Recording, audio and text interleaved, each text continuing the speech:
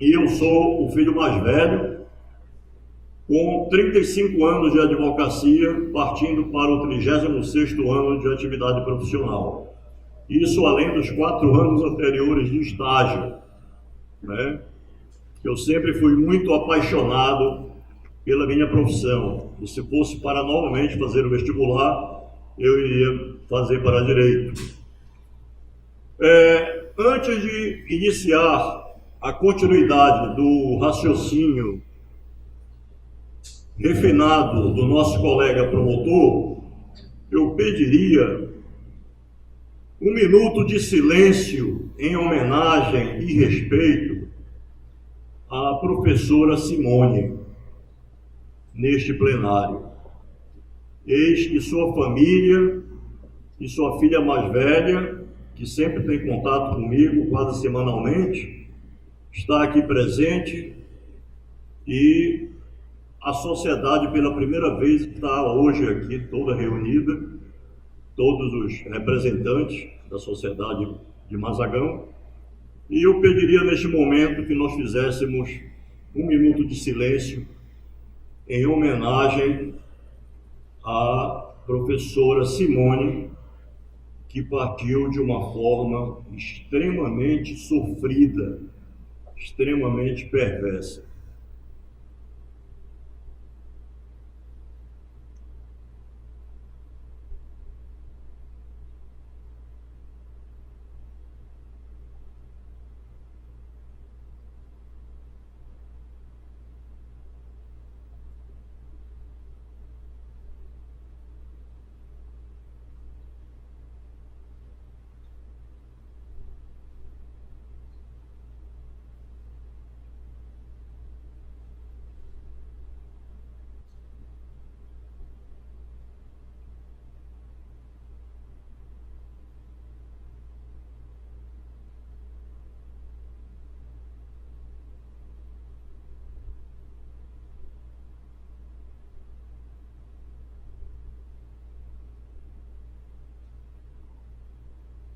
Ok, agradeço a todos.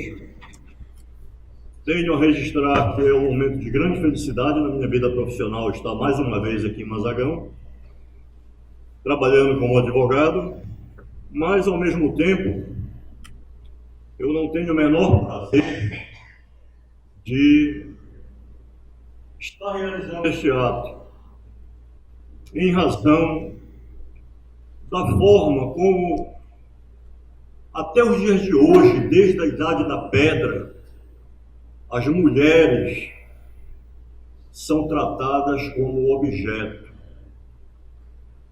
como se fossem uma coisa sem valor nenhum, como se não fossem humanas. E eu fico no meu raciocínio, fugindo um pouco desses fatos horrendos, eu fico imaginando, se tivessem feito isso com Nossa Senhora, antes de Jesus nascer, como a humanidade teria se comportado diante disso?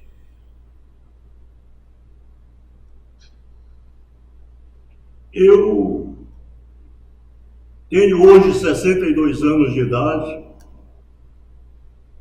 sou casado, sou um homem que ama minha família, minha esposa, meus filhos, e tenho 6 netinhos.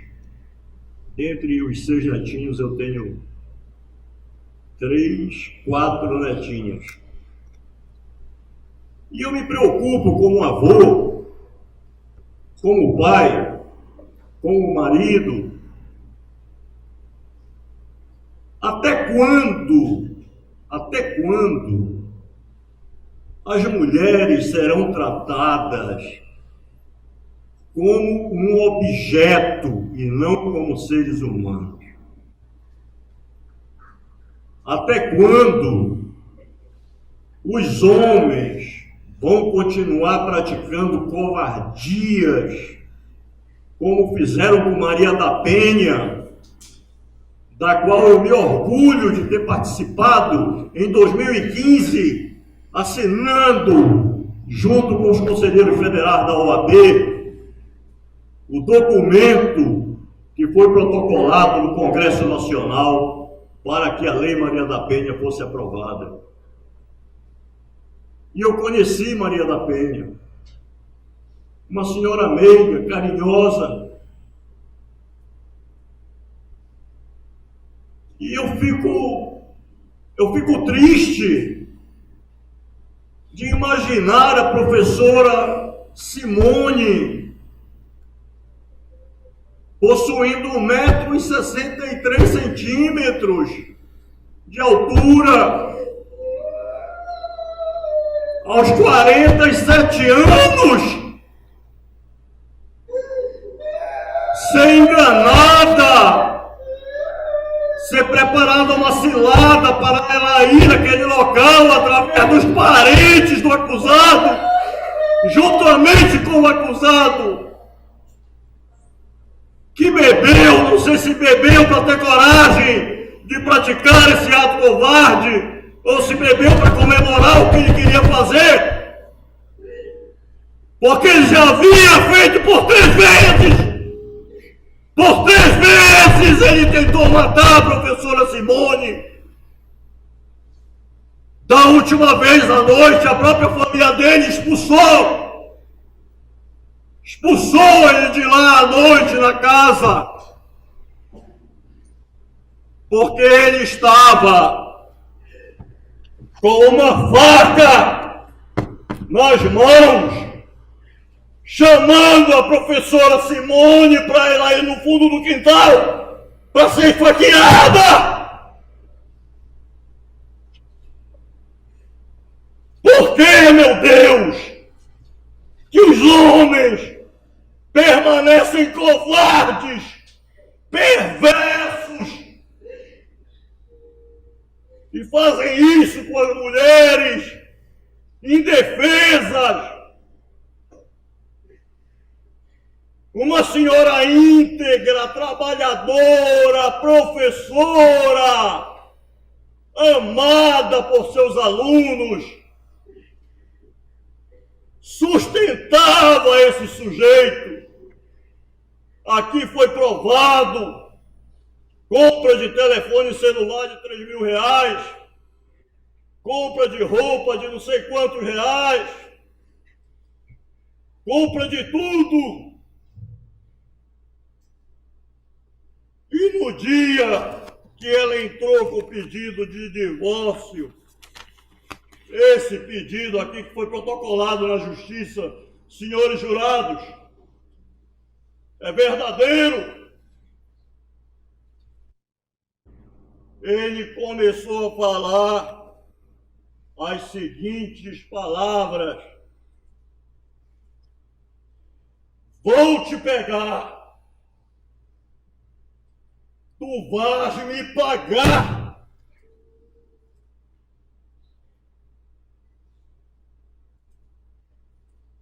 No dia 29 de novembro, a professora foi com o delegado Anderson e comunicou violência doméstica praticada contra ela.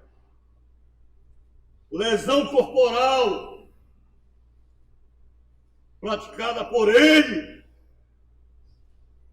E ele não estava porre. E ameaça de morte, sempre com as mesmas frases: tu vais me pagar, eu vou te pegar. A filha, em seu depoimento, confirma que o assassino, por várias vezes, tentou matar a sua mãe, e que a sua mãe, por várias vezes, foi vítima de violência doméstica por parte do acusado, que no mês em que matou a mãe dela, já havia tentado. Vossas Excelências estavam aqui escutando. Já havia tentado matá-la por 3 vezes. Por 3 vezes. E por quê? Porque ela entrou com ação de divórcio. E ele queria o quê? Ele era apaixonado por ela? Tinha ciúme dela? Não, excelências. Ele queria o dinheiro, ele queria a casa, ele queria os móveis da casa. Ela fez a mudança para lá, para Santana, com medo de ser morta. Saiu escondida daqui de Mazagão.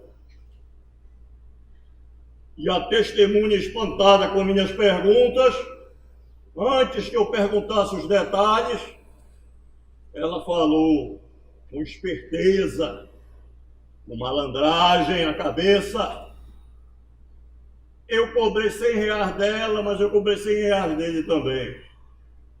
E eu ia perguntar, porque ele não trabalha, ele não tinha dinheiro, por que ele trouxe ele de graça para ir lá em Santana e trouxe ele de volta para Mazagão?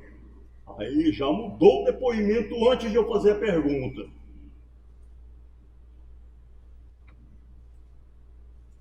E foi negociado por 2 homens com ele a ida da professora para este evento, onde ela foi assassinada. Foi um assassinato premeditado.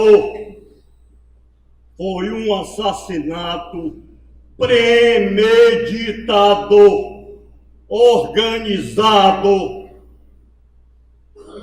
calculado, detalhado. E aí eu fui perguntar a ele se ele não fez nada, coitadinho, estava bêbado, não sabia o que fazia. Por que ele fugiu da polícia e da população por 3 dias e ficou desaparecido? O que ele fez? Não vou mais responder a pergunta do advogado da família da professora Simone.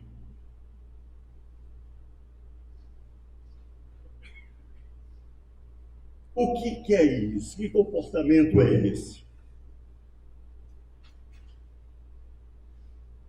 O que é isso? O que a gente pode chamar para isso? Eu tenho aqui, assim, alguns pensamentos sobre esse tipo de conduta. Apesar do meu querido colega já ter colocado aqui no exame, onde fala tudo, o exame necroscópico que ele acabou de mostrar na tela para vocês, existem as lesões na cabeça, traumatismo, na parte craniana. Existe também uma cianose de extremidades. Existe também no laudo necroscópico do cadáver espuma drenando pela narina. Quantos litros de água do rio essa senhora conseguiu? Com quantos litros ela se afogou, que o pulmão dela estava lotado de espuma, drenando espuma? O sangue ficou mais fluido, o estômago ficou lotado de água, as vísceras todas drenando líquido. E ela gritava para não morrer, para ele parar. E ele pegava a cabeça dela aqui, abaixou por próximo da coxa dele. Não sei se ele colocou as coxas no ombro dela. e pegava a cabeça e abaixava e colocava embaixo da correnteza do rio para matá-la! Para matá-la, professora Simone! E ninguém deu conta de salvá-la. Até o carro por onde ela veio é um local onde se deveria colocar um porco, um cavalo, um boi, um cachorro e não um ser humano dentro de uma carroceria. Tudo programado, tudo organizado detalhadamente.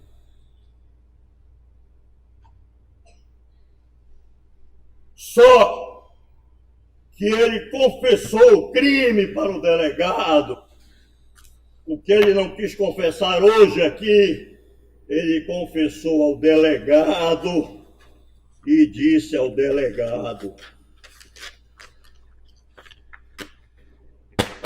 está aqui a assinatura dele aqui. Gostaria, por gentileza, que colocasse na página 53 do inquérito, por favor, para que as testemunhas, os senhores jurados, possam enxergar e ler.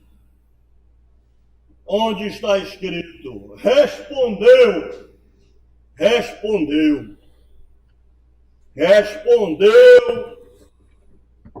que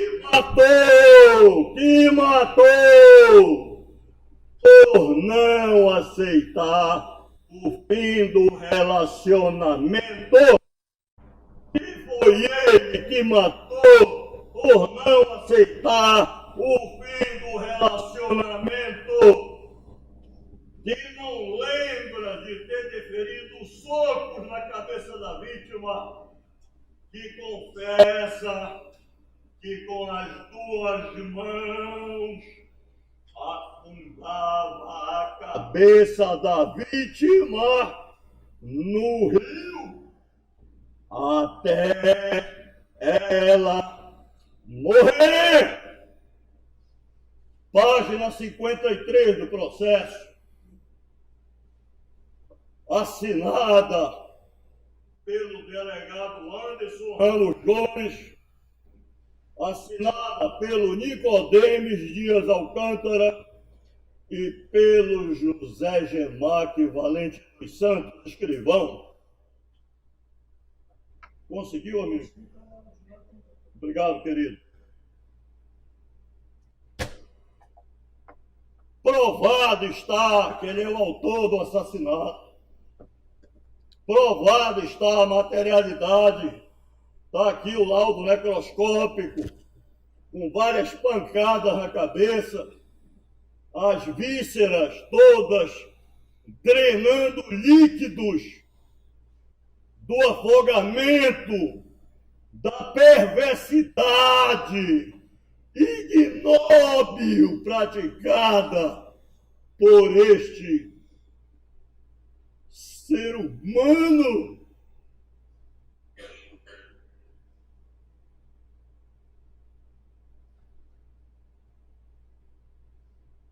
Nós temos hoje aqui em Mazagão um dia especial na vida de todas as mulheres,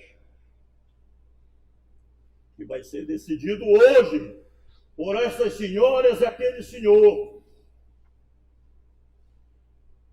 Ou a gente condena em pena máxima, com todas as qualificadoras, esse acusado,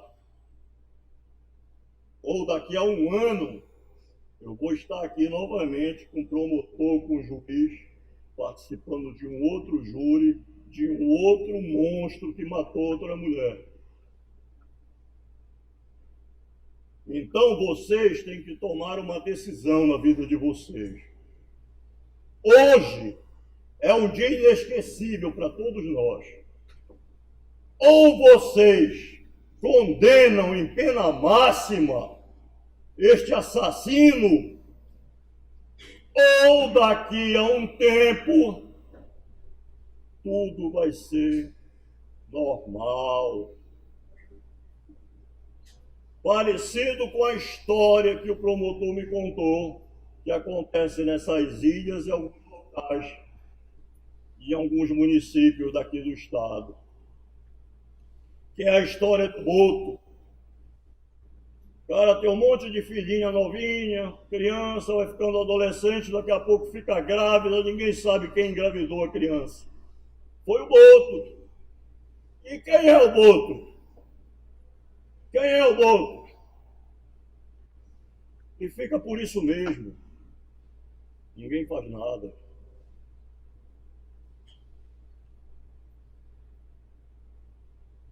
Eu saí de dentro de uma mulher. Eu existo porque as mulheres são tudo na minha vida. Eu fui projetado dentro de um útero de uma mulher.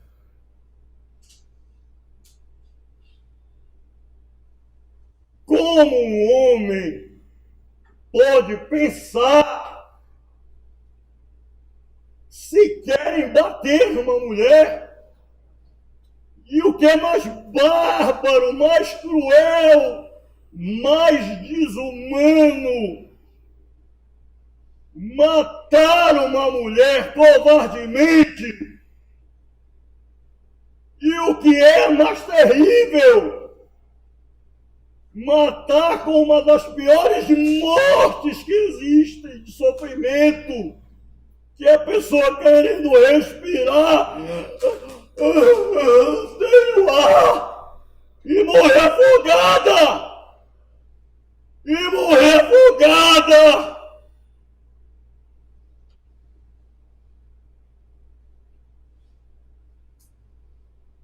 Este é um crime bárbaro. Este é um crime imundo. As senhoras juradas e o senhor têm uma missão importante hoje aqui no município de Mazagão, que é mostrar um exemplo para que acabe o feminicídio aqui. E que este tenha sido o último, a última coisa nojenta, podre, imunda que tenha acontecido contra uma mulher de Mazagão. Porque, caso contrário, não adiantou nada a Glenda chorar, ir no meu local de trabalho, contar todos os detalhes da maldade que a mãe dela sofria, eu me deslocar de Macapá para cá, não almocei agora, cara, para poder ter energia para trabalhar, e depois sair um resultado diferente do que eu sonho na minha vida. Mas eu sei que a senhora e o senhor não irão nos decepcionar. A justiça está existindo para isso. E neste momento, independentemente do que a defesa possa vir a falar, nós temos aqui as provas todas. O laudo de exame necroscópico elaborado pela Polícia Técnica de Macapá, que não foi repudiado pela defesa, que foi aceito pela defesa como verdadeiro. Nós temos a confissão do réu, assinada por ele, que está aí na televisão. E nós temos o depoimento de todas as testemunhas, como contaram e o que contaram, com detalhes de tudo que foi podre e de tudo que aconteceu. Ela foi para Santana. Ela tentou salvar a vida dela. Ela foi para Santana. Mas não adiantou. lá atrás dela, descobriu que ela estava. E depois foi montado um esqueminha para fazerem ela ir para essa localidade, coitada. E depois disso, esperaram o barco ficar sem praticamente ninguém para iniciar a execução do assassinato, que é formado pelo intercrimes. A cogitação, quando você pensa como é que vai praticar aquela barbaridade. Depois a preparação. Como é que eu vou preparar para matar, para cometer essa desgraça? Depois a execução, que é quando ele inicia dando murros no pescoço, na cabeça, cotoveladas e afundando o corpo dela todo. E ela, sem respirar, bebendo água do rio até perder e ter uma parada cardíaca ou uma parada cardiorrespiratória e perder a vida. Aí nós chegamos à consumação. Tudo isto o Marcos Valério acabou de provar. Além de provar tecnicamente, ele provou com documentos de processo. E vocês sabiam de uma coisa? Nunca houve recurso para Brasília desse processo para dizer que a Justiça do Estado do Amapá estava errada. Por quê? Porque os advogados, com a experiência que têm, sabiam que recorrendo para lá não iria dar certo, porque está provada a autoria e a materialidade do assassinato covarde praticado contra a professora, que não deu a menor chance de defesa a ela. Ela com 1,62 m de altura, ou 1,63 m de altura. Era bem pequena, tinha 47 anos de idade. E coitada, não tinha nenhuma arma na bolsa, não tinha nada, porque ela não sabia, não tinha ideia do que poderia acontecer ali naquele momento. Já tinha ido embora para Santana para poder morar lá, para a casa dela não ser arrombada, porque às vezes no apagão, tem aqui escrito no processo, no apagão ele gritava lá na porta da casa dela: tu vais me pagar, eu vou te pegar. Foi depois do apagão que ela subiu para Santana, até aquele outro abrir a boca e contar para ele e levar ele lá na porta da casa. Eu espero, senhores deputados, que seja feita justiça. E vou pedir permissão para fazer uma leitura técnica de alguns argumentos da legislação que alicerça a condenação do réu.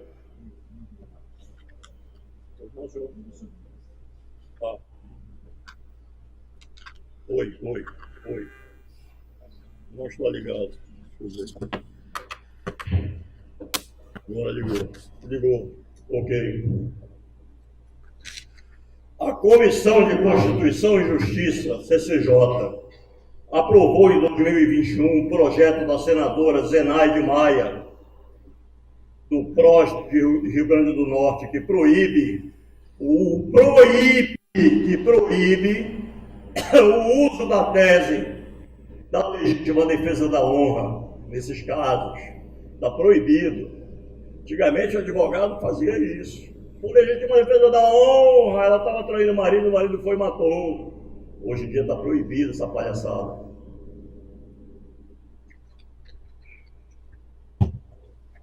Está proibido a a tese da legítima defesa da honra como argumento para a absolvição de acusados que praticam feminicídio.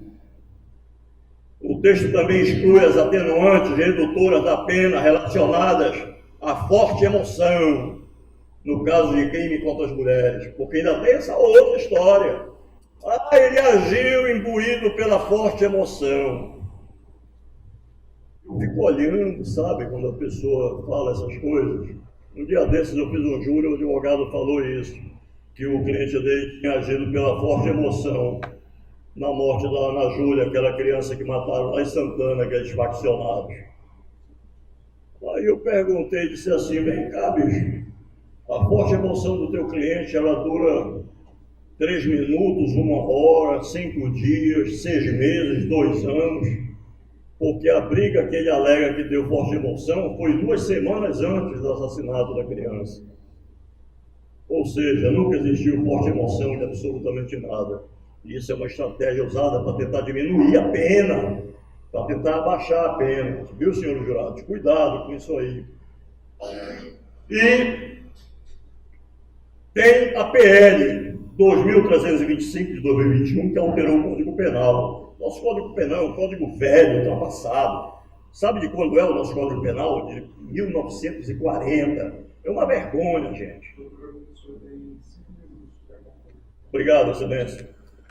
Infelizmente, não poderei fazer a leitura de certas questões aqui importantes, mas aqui na Lei da Violência contra a Mulher tem que a violência ela também se relaciona a qualquer relação íntima de afeto na qual o agressor convida ou tenha convidado com a ofendida, independentemente de coabitação, que foi o que aconteceu. Não moravam juntos, mas houve convite para ela ir para lá.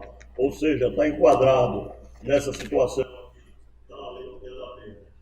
E aqui no artigo 7º fala que a forma de violência doméstica e familiar contra a mulher pode ser física, pode ser psicológica, quando a pessoa, o homem, tenta manipular a mulher sobre vários aspectos, pode ser também material, patrimonial, quando ele costuma humilhar a esposa, né, dizendo que ele tem dinheiro, que ela não tem, isso, aquilo, outro, etc., e manipula a esposa, fazendo com que ela sofra, se sinta humilhada, se sinta infeliz a cada dia.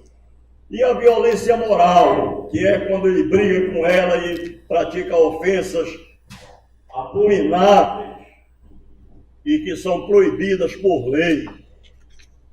E nós temos aqui, nesse caso do feminicídio deste acusado, que ele, o nosso querido promotor já explicou, mas eu vou repetir, que foi praticado por motivo torpe, com emprego de asfixia. E é, na verdade, uma tortura isso aí. É um crime cruel, crime bárbaro. Então tem que votar assim também. E aqui eu ainda colocaria mais outra, mas que não está no processo, que seria a emboscada que fizeram com ela. Ela não tinha ideia que aquilo ia acontecer. Ela foi pega de surpresa. Foi uma emboscada que ela sofreu, sem dúvida alguma. E com um recurso que dificulte a defesa da vítima. Foi o que aconteceu com ela. Houve, da maneira que ela foi morta, ela não tinha como se defender dessa barbaridade, dessa brutalidade. E contra a mulher, quando também o crime é feito por razões da condição do sexo feminino. E fala aqui também no aumento de pena do artigo 7º, que ele estabelece que a pena do feminicídio é aumentada de 1/3 até a metade se o crime é praticado em descumprimento das medidas protetivas de urgência. E ela não foi para essa audiência dessa medida de urgência porque ela foi ameaçada de morte, que se ela fosse para lá com o juiz, para que o juiz desse a medida escrita, ela iria ter um problema. E ela resolveu não ir para evitar problema e se mudou para Santana. Então, senhores, meu tempo infelizmente está acabando e eu teria uma série de questões para colocar aqui a vossas excelências,